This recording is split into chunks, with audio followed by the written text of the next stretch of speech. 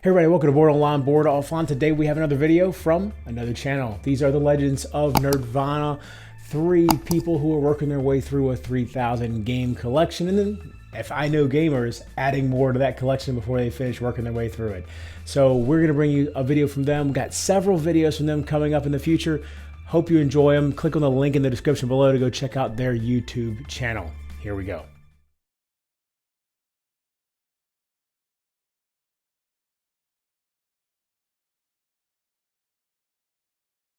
So today we got to play Whistle Mountain. It is a worker placement tile building game. Kinda. And variable powers. So Board Game Geek said variable powers as well. So, but tile placement. And we know you've been waiting for it. We've been waiting for it too. It's been sitting on the table all week. Yeah. I just want to be able to eat at my table again. So that's the main thing. We've got plenty of tables. So let's dig on in. Overall arcing thing of the game is that basically you are building, I guess, a dam or something? Oh no, it's basically you've got a mountain and it's the mountain is preparing to flood. Oh. So okay. you've got to build scaffolding to get your people to safety to a higher level. And also in the process, you're building machinery to presumably help you with your architectural or design you're building. Or whatever. And for whatever reason, I guess these guys are like the Fraggles from Fraggle Rock. They just keep building and building. So, or was it the Dozers or the Fraggles? I think Fraggles, the Dozers are the ones that build. Okay. Fraggles are the ones that ate all the Dozers' work, right? Because they were jerks. Right. The Fraggles are jerks. They are jerks. Those Dozers were hardworking. Anyway. So I want to point out that I have no reference to what they're talking about right now. Shows you someone's age. You really missed out if you missed out on You Fraggle missed out. Rock. Fraggle Rock was great. Yeah. Jim Henson. Hey, dance your cares away. Worries for another day. So again, you're trying to save your people by building scaffolding machines and buildings. There are special abilities with the cogs, just like in Whistle Stop from previous. There are Tetris pieces for the scaffolding. And that's about the only thing in common with Whistle Stop. Yeah, are these gears really? Gears. This is the common theme. And the actual whistle. And the whistles. Well, but the whistles don't act anything like in the previous game. So really, it's just the same type of art, I think, and the cogs. Yeah. Yeah. Yeah, that's pretty much it. And the design. That's not a bad thing. All right, so... Design? No. Designer. Oh, designer. And so throughout the game, you build different abilities and you try to save your people. So quality of pieces, it's okay. Yeah, I mean, the cardboard's pretty good. All the pieces are these are fairly similar to what you got with Whistle Stop as far as these. The cards are probably the chintziest piece. They're not. It's a good stock. Yeah, it's decent. It's not bad, but it's got no texture whatsoever. And these are going to get shuffled and played a lot, so you're going to want to sleeve them. I agree with that, but it's a good stock though. Yeah, and then we also got these wooden pieces that. Okay, these are kind of cool. I'm not going to lie. They represent different type of airships. And they basically take up 1, 2, or 3 spaces is the key thing. But this is the hot air balloon. Kind of looks like a light bulb, but it's a hot air balloon. This is the Goodyear blimp, or a blimp. Not to be confused with the Goodyear blimp, because that would be copyrighted. That's right. And then this is the dirigible. It's actually a dreadnought, I believe. This is what they call this one. And you place them on the board to take actions. You cannot place based off them, of adjacency. Adjacency. You can't place them on scaffolding, but you can place them on the engines that are built, the machines. But you have to play them within the machine. They cannot cross over. And then whatever it's adjacent to, you get to do those actions or get points or whatever. So we're talking about quality pieces, guys. Okay, back to the quality. See, I get distracted easily. We got some realistic resources, which is nice because that's usually not standard with a board game. So they are cut just to represent the shape and the color, so that is a bonus for it. Absolutely. And then you've got again bonus ribbons that you could get. So you got a bunch of token tiles. So score it, guys. There's a lot of bits, which are really nice. I give it an 8. Yeah, I would prefer if, I mean, there's pieces of it I absolutely hate. So one thing we didn't talk about is the victory points. I hate these. These are star-shaped, really chintzy cardboard victory points. When I get a copy of this, if I get a copy of this, I will be replacing these with my victory point chips because I am a snob. They're fine. They're fine. They're okay. But as far as the quality of it in general, I would say, yeah, an 8's probably fair. There's bits of it. The victory points are kind of annoying. I would prefer, the gold wood really bothered me, so I'll swap those out for the metal woods from the Stonemaier set when we play. I guess my only concern with the piece, the quality of the pieces is this is the bars for the water as it goes up, and it's already starting to curl. Yeah. And so if you got any kind of humidity in your house, it's going to be a problem because it's going to continue. Yeah, and then the other thing would be the posts are probably not high enough on the sides because, like, if you're building your buildings on top of the scaffolding, it becomes too tiered, and then it becomes a problem when they try to lay across. Just enough. So this would be really easy to 3D print. Probably. Yeah. And then with this is already plastic, you could just slip those in, I think and that would be a lot better. You need to replace the plastic too. You need to get higher posts. Just get a little bit higher. You'd have to redo that, but then you're like that would be messing with the board. I think you could manage with. Was that attached when you got it, Robert? No. Oh, it wasn't. It was not attached. So you'd have to print exact size, but it would be possible, but it would take some work. Yeah, but the thing is I wouldn't necessarily have to do this thickness either, because if you have plastic, you don't necessarily have to have the thickness, and so therefore I don't know if you would have to. Yeah. It'd be something to play with that I'm going to end up playing with. But honestly, I am fine with the victory point chips. And I think if this was just a little bit thicker, maybe a little bit more rigid, and where it allowed for a little bit more space with the machines and the scaffolding underneath it, I would give it a 9. It didn't really cause a problem. No, it didn't, and it's so cool doing it. Yeah. So that's why it's still a high 8. But if it's, I don't like it curling. I'm just afraid that longer down the road, it'll get even worse unless you like put books on top of it or something to keep it flat. Yeah. Yeah. So I'd give it it's a solid 8 for me. What do you think? I already said 8. Yeah, you said 8. I said 8. You're the only one who hasn't spoken. That's because I feel like I'm being overruled, because I feel like it's a 7 because most of it is just cardboard. There is a lot of pieces though, and they're all functional. You're allowed to do a 7. Yes, I'm gonna give it a 7 because there's nothing like. The coolest thing is the airships, and they're not that cool. So you're now the hard grader. I'm not anymore. You are. Well, I just look at all the components that I could upgrade with my 3D printers. So you're just looking at it and saying, "Ooh, opportunity." No, ooh, I can fix something. I don't know. So there's that piece. Now moving on to theme. I don't know.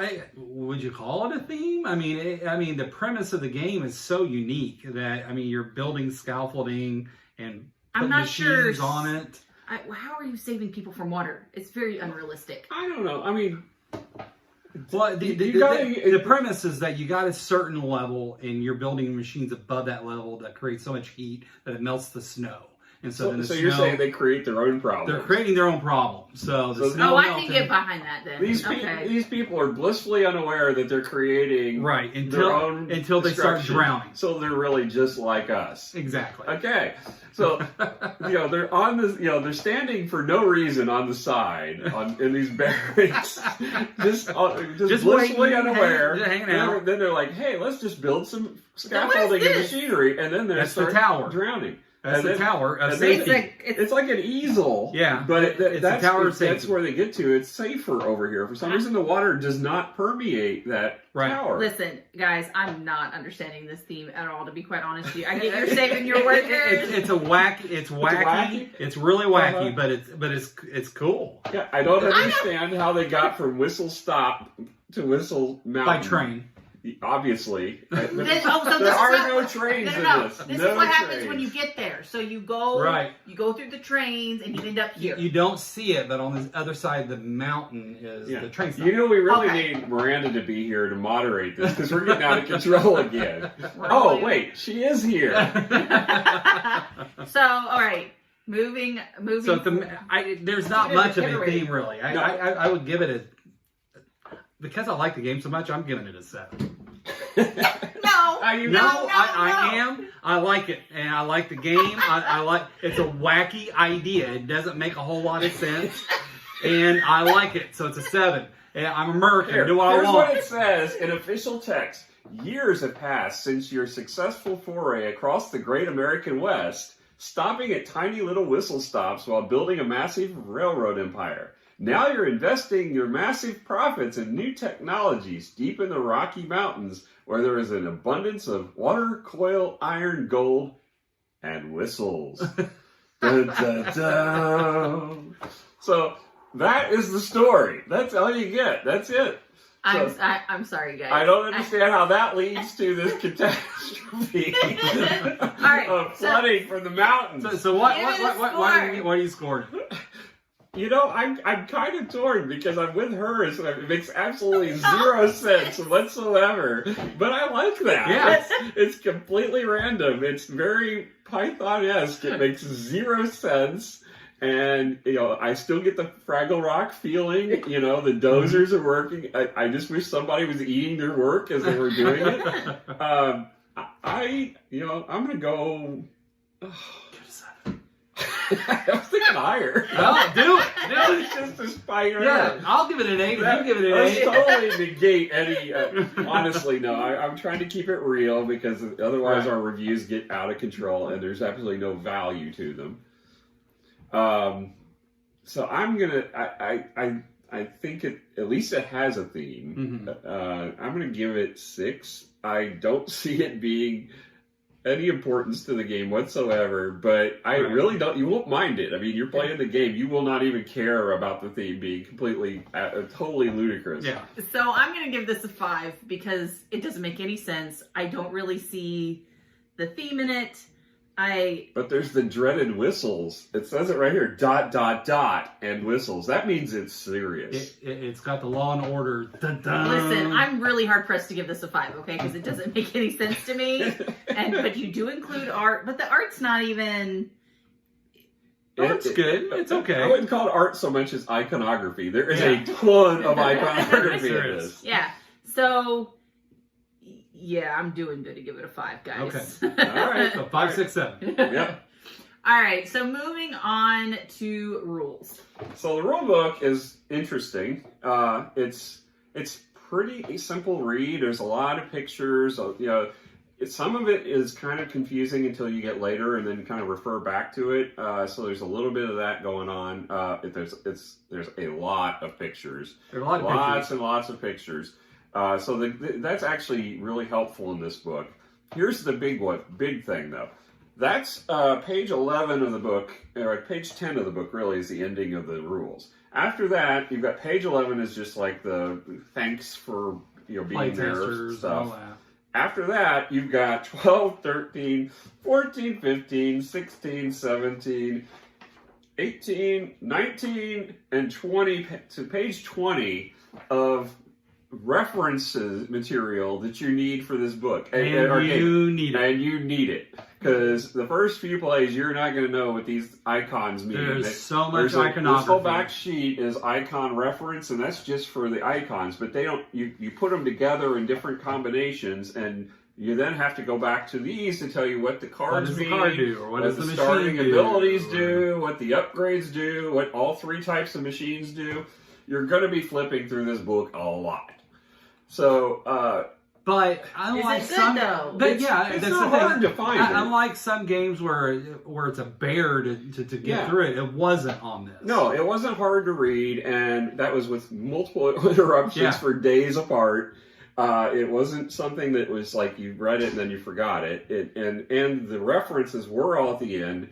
Yes, you had to refer to them a lot. It would have been great if there was some way of doing cheat sheets. They weren't hidden. Right. You knew where to go each time. I think the only thing that I had to consistently keep looking up was the cards. I think with the machines, once I got used to it, the iconography was pretty self-explanatory on the machines. It's just the cards were... And some of the upgrades were a little confusing to me. Yeah. But for the most part, I'd say about 3/4 of the way, I wasn't using the rulebook a whole lot. Yeah. Yeah, I mean, it wasn't bad. I'm going to give it a 7 just because it's laid out. And it's a little confusing. And there is it's very a ton functional. of reference. It would have been good if they had some way of doing a cheat sheet for everyone, as Maybe a opposed fake to cheat sheet. yeah, oh definitely, or even if it's a booklet. I mean, Yeah. you can take the last 10 pages Like and the make little Terrarian booklets. books did. So Yeah, I mean, it would have added, yes, but I think it would have been worthwhile because otherwise you're passing this rule book all around the room and and they'll get wore out. then eventually. people will be followed it backwards and then I'll have to scold them and, there's all that. But you So- didn't care. It's my copy. No, I didn't care. It's your copy, so Yeah. I was tossing it around the room, Yeah. making paper airplanes Fart from on it. He it. still can't do it at someone else's game. So We are out of what, toilet paper, I think. what would you rate it? I said 7. Yeah, Oh, 7. What about you? I agree. 7. I looked through it and I was able to find everything I needed very quickly. There's just a lot of it. Yeah. I trust your judgment because I didn't read, I didn't listen. You did one time. You looked at the book one time. I did because you You guys did. made me instead Yeah. of you. No. So next up is gameplay. This This is is where it shines. I'm not gonna lie, guys. I loved this game. This had a little bit of Tetris going on, even if people left holes. What are you looking at me for? He's the one that you got yelled at for that. You did it too. Don't even play me. Okay, so it has a Tetris style to it. I love these type of puzzle games. I love the building mechanisms. So you're building machines, the special abilities. Like there's so many different ways to get points. I absolutely loved it. The water coming up and doing stuff. There's so, a ton of tension in the game, which There is what is. I like. Mm-hmm. So there's tension in a couple different ways where you got the water built up, but you got other people blocking you and being able to get in your way, and then the water coming up behind that, you're like, oh, you figure out how to hurry Yeah, up I mean, and and get your people moved. once you pass the bridge and building your machines, the game goes super quick. So it's almost like you got to prep for that moment, and then as soon as that happens, you've got to be able to fly out the gate and get it going. Yeah. So there is a tension, and there were a lot of rules that we that I specifically. Well, there's one rule that you forgot. It turns out if you pay attention while the rules are being read, or actually read the rules, you'll do much better in actually interpreting and understanding the rules, and you'll score better. One of the big scoring mechanisms is when you play a scaffold, every piece of scaffolding it's adjacent to that Or machine, you get a point for each section. Someone forgot to do that for most of the game. That would be me. So That would be completely. apparently it was our fault that we didn't remind her, Even though about we it, did even at though the we had no beginning of the idea when she was scoring it herself that she wasn't doing it. And we did tell her at the beginning of the game. And throughout the game, I So think. I did it twice in the whole game. One at the very beginning and one at the very end when I realized. So I lost a lot of points, and I lost this game because of that. That is not necessarily the only reason. Dude, there was 10 tiles I placed, and they all fit. So I don't want to hear it. I don't think you. I think you would have came. You probably would have beaten me, but I don't know if you'd have beaten. I'm pretty sure my brilliant strategies paid out. Yeah, no. Yeah, brilliant. Okay. Either way, Either the way. thing is we all had a great time playing. Oh, so yes. much fun. This And is one a of the great things we game. didn't mention so far is that each of you gets a variable player power, and these are really cool. This is actually kind of the coolest thing about the And game. they're powerful. And they're powerful, but it's also the thing that I'm most concerned about, that this might break the game. Yeah. Because we only played with 3, and there's a whole stack of them. But that you'll these see. 3 were evenly. They were Well, they all were pretty good. Yeah. They were all good, but you never know. I mean, we haven't played with all these other ones. There could be some stinkers in there. And But so I don't think so. Well, at least I hope not. I hope not too. But I mean, we've seen other games that have that problem. But it did give me a feel of Marco Polo and how you would think it's broken, but everybody's is But broken. the thing is that And See, that's I fun. like that. I do It too. is It's But fun. the thing is fun. that these really change how you play the game. I mean, each person, we kind of played upon our own strength totally differently. Yeah, especially at the beginning. Yeah, I mean, Yeah. I was I going played card completely strategy. different. You were going, you're getting The power-up ability. Yeah. Me, I was power-up going the ability, machine ability. and Like, it totally differentiated how we played the game. which made it awesome. Yeah, Yeah. And so I think it could be the best thing about the game, but I'm also concerned, without playing through it more than one time, Right. we could find out that it also has problems, kind of similar to what we faced. I mean, with Like just Tapestry. looking at those, Tapestry, yeah. I've been looking at those and I feel like they should be fine. That's one we need to review. Tapestry's a good game. Yeah, that's one that's going to get mixed views. Awesome. Don't ruin Anyway. it. All right, so score it. I'd give it a 9. There was absolutely no hesitation on that 9. No, I liked it that much. It's a 9. There's lots of. It's a 9 game. It's great. I'm going to give it a 9 temporarily until we play it a few more times. I may go down on this one. I don't think it'll go up any higher. But I don't. No, I don't think I'm it'll concerned go up, that until we see this, I'm very concerned that we could see potential problems because it seems really great with this first playthrough. But I'm afraid that we could run into issues. I don't know yet enough about it with playing one time. I'm going to give it a 9 for now, but I might revise my review after a few plays. So I'm going to say this. This is probably now in my top 5 games. Wow. If not top 10. It's too early to say. Yeah. I agree with Randy in that respect. I got to play it a few more times to say like this is not viticulture. I mean, it's not going to be viticulture. It's not going to be Puerto Rico. This beats viticulture for me. Oh, no way. And Puerto Rico for me. This will never come close to Battlestar for me, I can tell you that. No, but this is my kind of game. The building, I know the it is. I knew you'd like it. As soon as we start reading the rules, I'm like, I wish I backed this or supported this. The only thing is, remember when we got Whistle Stop out the first time, we all thought, oh, this is actually really cool. And we started playing it. And then after we played it for a few times, it kind of got old really quick. No, but this is different. I hope so. I hope there is a ton of replayability. I agree. There's a lot. With so many different the only thing we went through is the deck of cards for that's the only thing we went through. Everything that's because else he did the pick I know, 3. but even then, I think we went through it a couple times. I think we still would have went through the cards. But everything else, whether the machines, the player powers, we've only seen maybe half to 2/3 of what's in this game. And the thing is they did release an expansion for Whistle Stop, so I'm hoping they release more for this as well because that'll add more playability to this. But I mean, for what I don't know what the cost of the game is, but it was definitely well worth the money on this investment. Oh, for sure. Yeah. So I'm gonna give this guys a 10 because it is now one of my favorite games. Now, 6 months from now, ask me again because again, there's some playability factor, but this hits all my little checkbox that I like to see in a game, and it's there. And it's light enough that I know my mom and my dad can play. Is it one of those heavy sinkers that sometimes we like to play? I don't think it's that light. Yeah. I don't think it's super heavy either. But... No. I'm saying it's a medium game where I can teach some of my other family members to play, which that really excites me too. And I figure that and I know my mom loves the Tetris. I think this is going to be a big hit at the family get-togethers is what I'm going at. And so knowing that going in, it just gives me a lot of warm and fuzzies.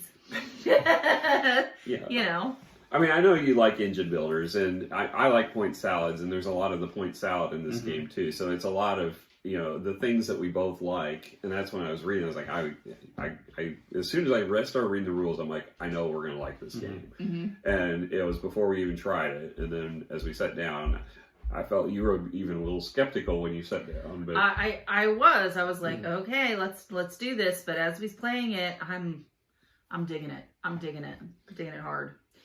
So, any other comments, guys, before we wrap this up? Well, he hasn't given I haven't given the data about it. So this is actually a pretty recent release. Just came out maybe a couple months ago.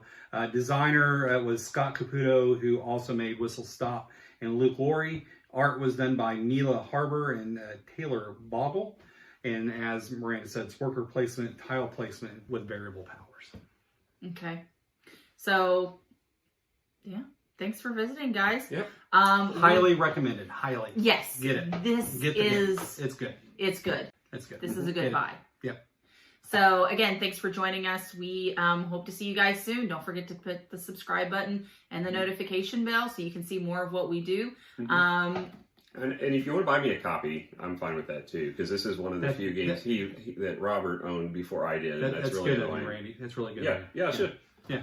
I don't beg. Because you need more games. All right. Well, thank you guys. Bye. Bye.